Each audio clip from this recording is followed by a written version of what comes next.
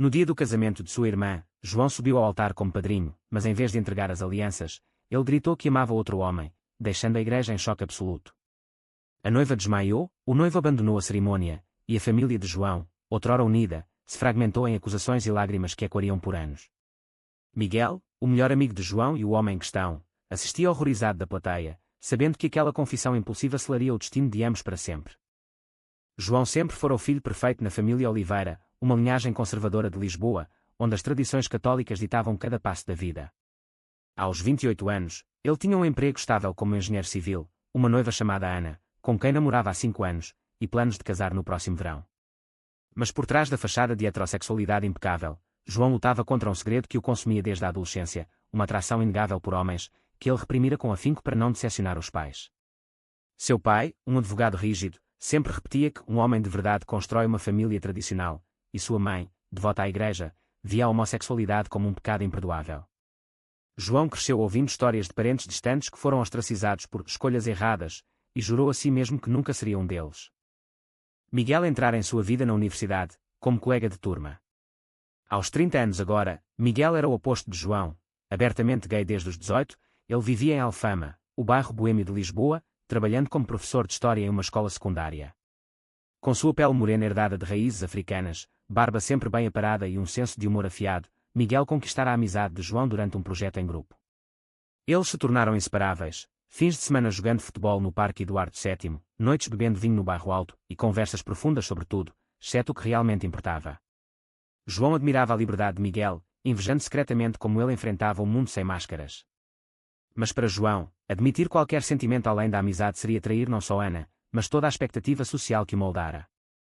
A tensão começou a se acumular meses antes do casamento da irmã. Ana notara mudanças em João, noites insones, distanciamento emocional, e uma relutância em planejar o futuro deles. Você está bem? Ela perguntava, e ele respondia com um sorriso forçado, culpando o estresse do trabalho. Mas a verdade era que, em uma viagem de trabalho a Porto com Miguel, algo mudara. Eles haviam compartilhado um quarto de hotel por economia, e após uma noite de conversas regadas a Porto, João sentira um impulso irresistível. Nada físico acontecera, apenas um olhar prolongado, um toque acidental na mão que durara segundos a mais. Aquilo o aterrorizara. De volta a Lisboa, ele se afastara de Miguel, inventando desculpas para não se encontrarem. Miguel, confuso, insistira: "O que é de errado, irmão? Somos amigos, não é?" João negava, mas o conflito interno o devorava. Ele se via em dilemas éticos: trair Ana com uma mentira vitalícia, ou enfrentar a rejeição da família. A sociedade portuguesa, apesar de progressista em leis como o casamento gay desde 2010, ainda carregava preconceitos arraigados em comunidades tradicionais como a dele. O casamento da irmã, Sofia, era o evento do ano para a família. A igreja de São Vicente de Fora, com suas torres imponentes, estava lotada de parentes e amigos. João, como padrinho, sentia o peso do terno apertado como uma prisão. Enquanto o padre falava sobre união eterna, imagens de Miguel inundavam sua mente. Ele pensara em confessar tudo a Ana na véspera, mas o medo paralisara. Agora, com as alianças na mão, o pânico tomou conta. "Eu não posso mais fingir", ele berrou, sua voz ecoando pelas paredes antigas. "Eu amo Miguel. Eu sou gay." O silêncio que se seguiu foi ensurdecedor. Sofia, a noiva, caiu nos braços do noivo, que a carregou para fora. O pai de João se levantou, rosto vermelho de raiva: "Você nos envergonhou a todos." A mãe chorava copiosamente, murmurando orações. Miguel, sentado no fundo, sentiu o coração acelerado. Ele nunca soubera dos sentimentos de João, ou pelo menos nunca os verbalizara. Aquela confissão não era só uma revelação, era uma bomba que explodia anos de repressão. No caos pós-cerimônia, João fugiu para as ruas de Lisboa, o Tejo brilhando ao sol da tarde como uma ironia cruel. Ele se sentou em um banco no mirador da Senhora do Monte, olhando a cidade que tanto amava, mas que agora o julgava. Ana ligou dezenas de vezes, mas ele não atendeu. Miguel o encontrou horas depois, após rastrear seu celular. "Por que agora?" "Porque assim?", perguntou Miguel, voz tremendo. João explicou tudo: a pressão familiar, o medo de ser rejeitado, a luta interna que o levara a um ponto de ruptura. "Eu pensei que casar com Ana resolveria tudo, mas era uma mentira. Eu te amo desde a faculdade, Miguel. Mas o que eu fiz? Destruí a vida da minha irmã." Miguel, tocado mas cauteloso, admitiu que sentira o mesmo, mas respeitara os limites de João. Agora, eles enfrentavam as consequências juntos. A família Oliveira estava em pedaços, Sofia adiara o casamento, o pai ameaçara deserdar João, e a mãe se recusava a falar com ele. A sociedade local sussurrava: como um homem como ele pôde fazer isso? João pagava o preço da honestidade, questionando se a liberdade valia o isolamento. Mas o pior ainda estava por vir. Ana, devastada, confrontou João em um café no Chiado na manhã seguinte. Você me usou como disfarce, ela acusou, lágrimas nos olhos. João negou, explicando que amara de verdade, mas não da forma que ela merecia. Eu me enganei a mim mesmo, confessou. Ana, magoada, terminou tudo ali, deixando João com a culpa de ter quebrado um coração inocente. Miguel o apoiou, mas alertou: isso não é o fim das batalhas. Sua família não vai perdoar fácil. De fato, o pai marcou uma reunião familiar, exigindo que João corrigisse seu erro ou saísse de casa. A pressão social aumentava, amigos heterossexuais se afastavam, temendo associações, e no trabalho, rumores circulavam. João se via em um limbo moral, sua escolha fora egoísta ou corajosa. Ele optara pela autenticidade, mas a que custo? Os dias seguintes ao escândalo foram um turbilhão para João. Ele se mudou temporariamente para o apartamento de Miguel em Alfama, um espaço pequeno mas acolhedor com vistas para os telhados vermelhos de Lisboa. Ali, longe da família, ele pôde respirar pela primeira vez em anos. Mas a liberdade vinha com amargura, ligações constantes da mãe, implorando para que ele voltasse ao caminho certo, e mensagens do pai, cheias de raiva e decepção. Você destruiu nossa reputação, escreveu o pai. João respondia com silêncio, mas cada palavra o cortava como uma faca. Miguel tentava consolar: dê tempo a eles. O preconceito não some da noite para o dia. Mas João duvidava: em uma sociedade onde a igreja ainda influenciava tanto, ser gay era visto por muitos como uma rebelião contra Deus e a família. Enquanto isso, Sofia, a irmã, lutava com seu próprio trauma. O casamento adiado a deixara humilhada perante amigos e parentes. Ela visitou João uma semana depois, olhos inchados de choro. Porque no meu dia, João? Porquê? Perguntou, voz quebrada. Ele explicou sua ruptura interna, como o altar simbolizara sua própria prisão. Eu não aguentava mais fingir. Mas eu sinto muito. Sofia ouviu, mas a mágoa era profunda. Você pensou só em você. Agora, meu noivo duvida de tudo, achando que há segredos na família. Ela saiu sem perdoar, deixando João com mais culpa. Ele se questionava: sua confissão fora um ato de coragem ou de egoísmo puro? A ética o atormentava, ele sacrificara a felicidade alheia pela própria. No trabalho, a pressão social se manifestava de forma sutil mas cruel. Colegas cochichavam nos corredores da firma de engenharia no centro de Lisboa. O chefe, um homem conservador, o chamou para uma conversa: ouvi rumores. Isso afeta a imagem da empresa. João negou impactos, mas sentiu o julgamento. Ele perdia projetos, isolado em tarefas menores. É assim que o preconceito funciona, disse Miguel uma noite, enquanto jantavam pastéis de nata em um café local. Não é só ódio aberto, é exclusão silenciosa. Miguel compartilhava suas próprias histórias: ser demitido de um emprego anterior por ser gay, enfrentar olhares hostis em bairros tradicionais. Mas ele persistira, tornando-se ativista em associações LGBT em Lisboa. Você precisa lutar, João. Não se esconda mais. Inspirado, João começou a ler sobre direitos que era em Portugal, descobrindo como o país progredira desde a ditadura, mas ainda lutava contra a discriminação em famílias rurais e religiosas. Uma traição veio de onde menos esperava: um primo próximo, que João considerava aliado, vazou a história para a imprensa local. Um tabloide sensacionalista publicou: escândalo em casamento de família tradicional, irmão confessa amor gay no altar. A notícia viralizou nas redes sociais, com comentários divididos: alguns apoiavam a coragem, outros condenavam como desrespeito à sagrada instituição. João se sentiu exposto, violado. Como ele pôde fazer isso? Perguntou a Miguel, furioso. Miguel investigou e confirmou: o primo, invejoso do status de João, usara o segredo para ganhar atenção. Essa traição aprofundou a ferida familiar. O pai, envergonhado pela exposição pública, cortou todo contato. A mãe, dividida, ligou secretamente: volte para casa, filho. Podemos fingir que nada aconteceu. Mas João recusou: não posso mais mentir, mãe. Essa decisão o isolou ainda mais, mas fortaleceu sua resolução. Ana reapareceu em sua vida de forma inesperada. Ela o encontrou em um parque no Príncipe Real, bairro gay-friendly de Lisboa. Eu preciso entender, disse ela, mais calma agora. João abriu o coração, sobre sua repressão desde a juventude, as noites de dúvida, o amor por Miguel que crescera em silêncio. Ana ouviu, e pela primeira vez, perdoou parcialmente. Você me machucou, mas eu vejo que você sofria também. Eles se abraçaram como amigos, mas o adeus foi definitivo. Essa conversa trouxe cusur para João, mas destacou o preço, perder uma parceira leal por uma verdade tardia. Ele se perguntava se valera a pena a sociedade o forçar a escolher entre amor e aceitação. Miguel e João aprofundavam sua relação, mas com cautela. Caminhadas pelo castelo de São Jorge, conversas sobre o futuro, mas sempre com o peso das consequências. Miguel enfrentava sua própria luta, pais africanos imigrantes, que aceitavam sua orientação mas temiam pela segurança dele em um relacionamento público. Em Angola, onde nasci, isso seria perigoso, confidenciou. Juntos, eles participavam de grupos de apoio LGBT, onde João ouvia histórias semelhantes, homens que perderam famílias por autenticidade. Uma noite, em um evento na Ilha Portugal, João falou publicamente pela primeira vez: eu paguei caro pela verdade, mas não me arrependo. Aplausos o encorajaram, mas no fundo, o medo persistia. O clímax familiar veio em uma reunião forçada. O pai convidou João para a casa em Sintra, nos arredores de Lisboa. A atmosfera era tensa, mãe chorando, irmã distante, pai autoritário. Você escolheu isso. Agora, prove que valeu, disse o pai. João defendeu: eu não escolhi ser gay, pai. Escolhi não mentir mais.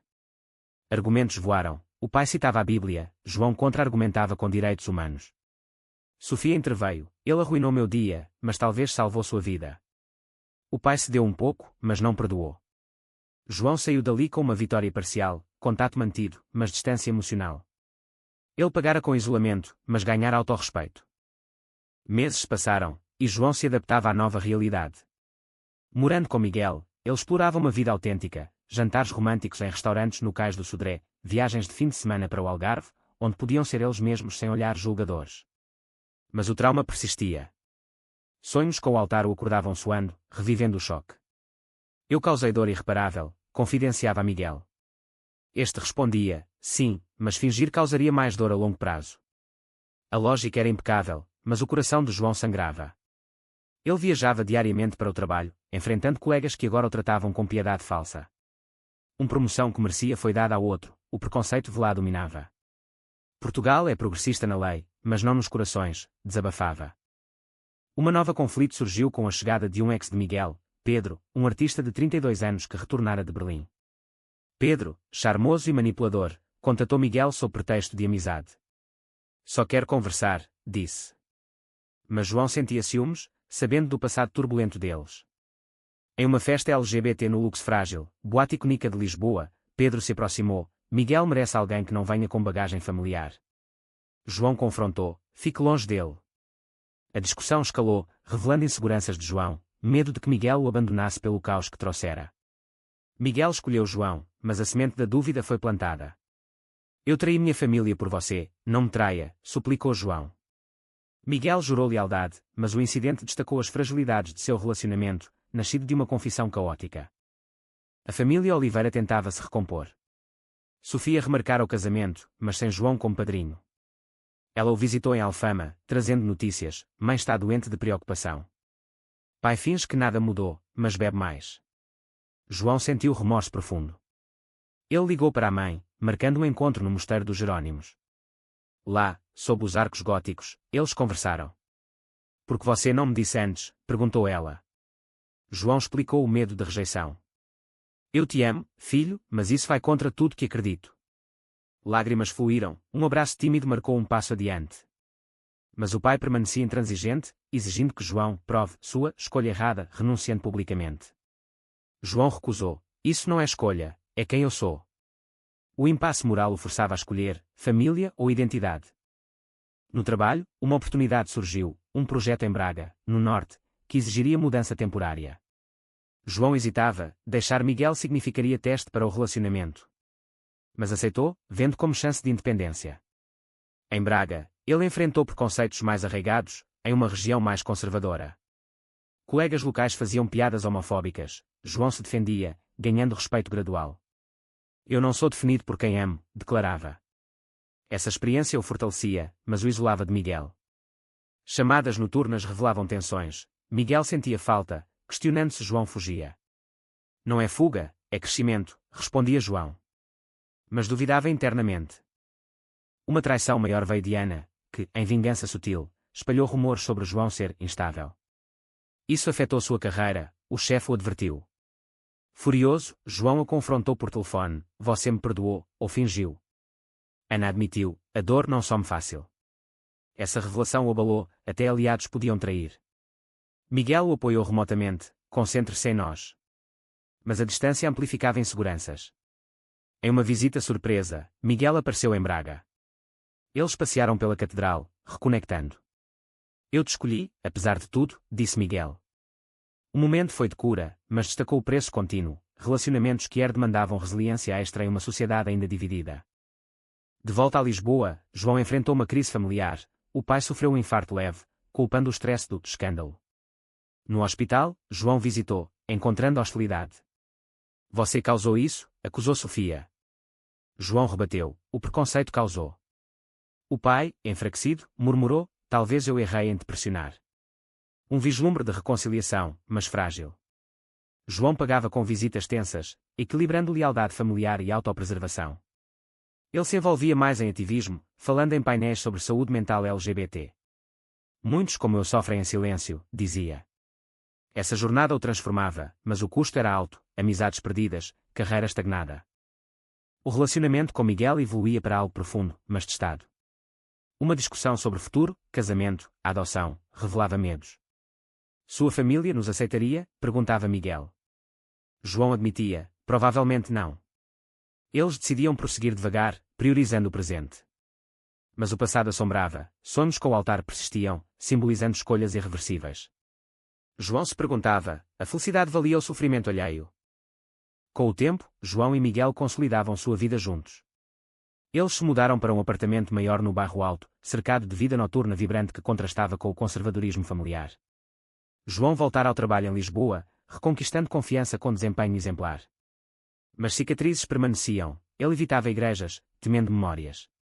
Miguel o incentivava à terapia. João começou sessões com um psicólogo especializado em questões LGBT. "Você reprimiu por anos, agora, processe", aconselhava o terapeuta.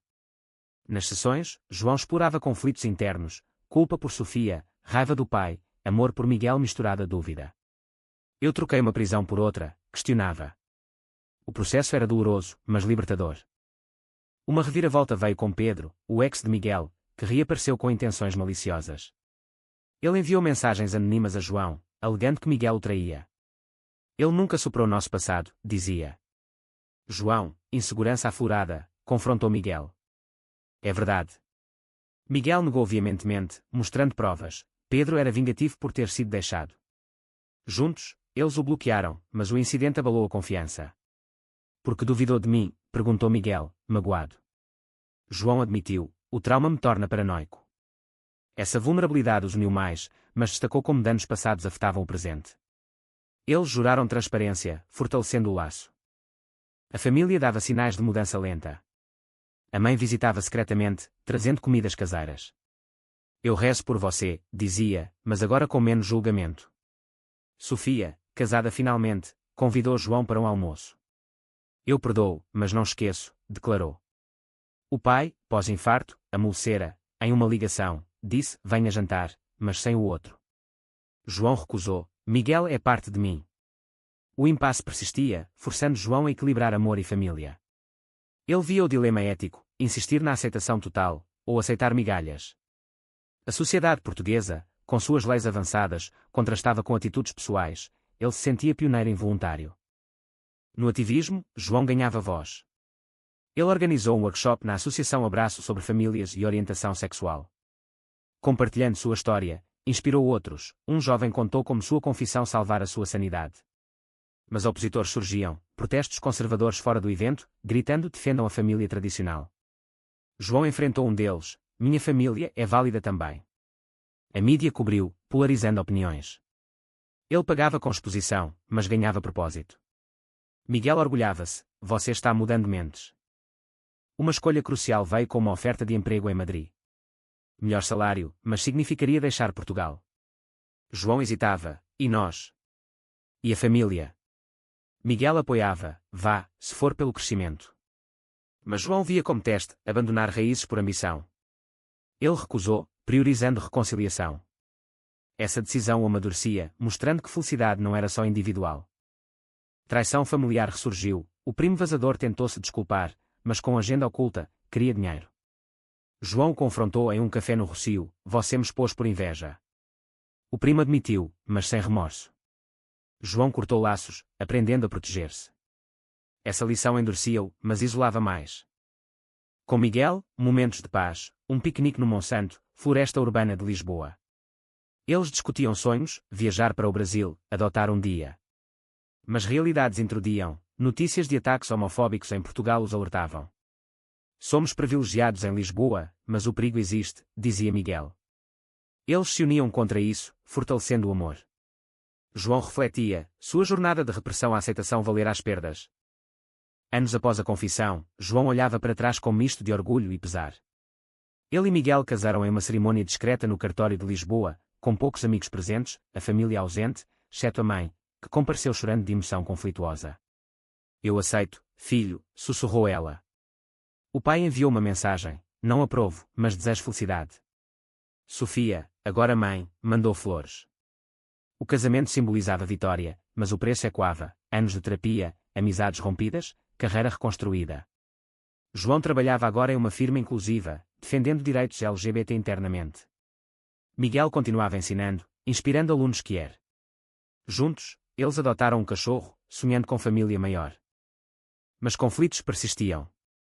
Um encontro casual com Ana em uma feira no Campo de Ourique trouxe closure final. Você parece feliz, disse ela, casada agora. Sim, mas sinto pelo que causei. Ela sorriu, crescemos com isso. O adeus foi amigável, aliviando culpa residual. No ativismo, João publicou um artigo no Público sobre sua história, gerando debates, autenticidade versus responsabilidade familiar.